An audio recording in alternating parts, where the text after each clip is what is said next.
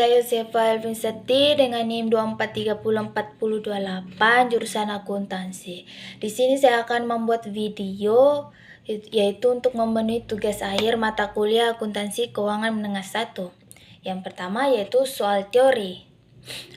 Nomor 1 yaitu prinsip akuntansi umum adalah aturan dasar agar laporan keuangan relevan, andal, dan dapat dibandingkan. Contohnya yaitu seperti biaya historis dan juga keberlangsungan usaha. Kemudian soal nomor 2 yaitu nilai wajar aset tetap adalah harga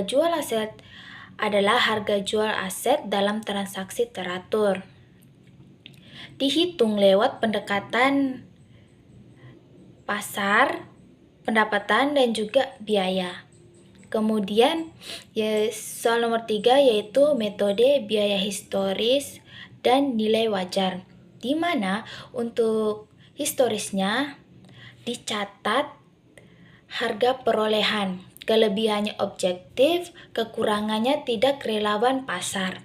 Nah, kemudian nilai wajar yaitu dicatat nilai pasar, kelebihannya relevan, kekurangannya subjektif dan fluktuatif. Kemudian soal nomor keempat yaitu amortisasi aset tidak berwujud, di mana alokasi biaya aset tidak berwujud dalam masa manfaat. Hitungannya atau rumusnya yaitu harga perolehan per masa manfaat. Kemudian nomor 5 yaitu liabilitas jangka panjang, di mana kewajiban jatuh tempo lebih dari 1 tahun. Contohnya itu seperti obligasi dan utang bank jangka panjang. Kemudian soal praktik nomor ke-6, penyusutan mesin, yaitu penyusutan tahunan sama dengan 100 juta per 5 tahun sama dengan 20 juta per tahun. Nah, kemudian soal nomor ke-7 yaitu nilai wajar bangunan, di mana jawabannya itu tetap 500 juta karena tidak diberikan atau tidak ada angka dalam soal. Kemudian soal nomor ke-8 yaitu biaya bunga obligasi, di mana 100 juta kali 10% sama dengan 10 juta per tahun. Kemudian nomor 9 amortisasi paten, di mana jika diketahui maka rumusnya amortisasi tahunan sama dengan harga perolehan per 10 tahun. Jika kita asumsikan harga perolehannya 100 juta, maka 100 juta per 10 tahun sama dengan 10 juta per tahun. Kemudian soal kasus nomor 10 yaitu langkah-langkah penilaian aset tetap, di mana yang pertama yaitu identifikasi aset, kemudian kedua penilaian, pilih pendekatan penilaian, ketiga sumber data, keempat estimasi nilai wajar, kelima penyajian. Nah, cara hitungnya kita menggunakan data pasar,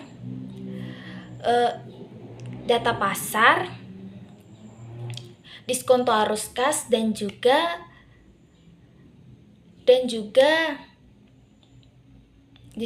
diskonto arus kas dan juga biaya pengganti. Nah, kemudian nomor 10 menghitung dan mencatat biaya bunga pinjaman bank, di mana cara menghitungnya yaitu biaya bunga sama dengan pinjaman pokok kali tingkat bunga presentasenya. Jadi misalnya 10 juta kali 12%, maka hasilnya yaitu 12 juta. Nah, jika kita jurnalkan, maka di debitnya yaitu beban bunga 12 juta, di kreditnya kas 12 juta. Nah, kemudian soal analisis nomor ke-12 yaitu pengaruh metode biaya historis dan nilai wajar terhadap laporan keuangan, di mana biaya historisnya itu laporannya stabil, tapi kurang relevan karena aset bisa under void. Nah, kemudian yang ke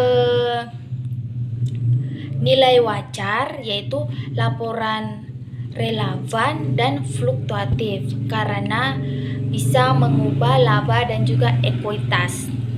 Nah, kemudian soal ke-13 yaitu pengaruh liabilitas jangka panjang. Nah, sisi positifnya yaitu danai investasi dan ekspansi. Kemudian sisi negatifnya yaitu tingkat beban bunga, risiko keuangan, dan juga ketiga itu batas fleksibilitas. Nah, kemudian sekarang yaitu soal mandiri nomor ke-14. Jelaskan konsep kas dan juga setara kas. Nah, kas dan setara kas adalah aset liquid yang dapat langsung digunakan atau diubah kas dalam waktu singkat. Nah, kemudian soal ke-15, apa yang dimaksud dengan ekuitas? Yaitu hak kepemilikan residu atas aset perusahaan setelah mengurangi semua ekuitas. Nah, yang terakhir soal ke-16 yaitu sebuah perusahaan memiliki total aset sebesar 70 juta dan total liabilitas sebesar 450 Sebuah perusahaan memiliki total aset sebesar 700 juta dan total liabilitas sebesar 450 juta. Berapakah total ekuitas perusahaan tersebut? Nah, total ekuitasnya yaitu rumusnya yaitu aset dikurangi liabilitas sama dengan ekuitas. Jadi kita hitungkan, maka 700 juta dikurangi 450 juta sama dengan 250 juta. Oke, sekian video dari saya. Terima kasih.